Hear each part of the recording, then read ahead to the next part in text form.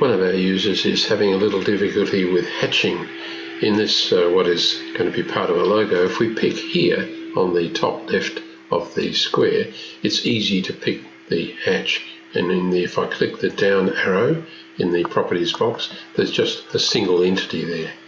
But if I come over to this side and click, no amount of clicking on the white zone enables me to pick the hatching. Let's do a crossing window through and over the hatching.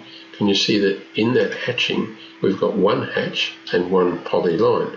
So the hatching's been done over a zone, and I notice that there are an awful lot of vertices surrounding the letter S, and that would be better to simplify that.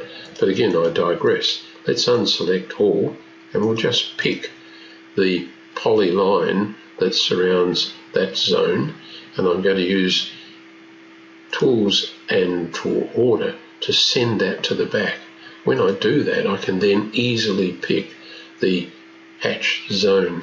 So here we have 3 zones defined by a complex polyline with lots and lots of vertices covering the 3 background squares.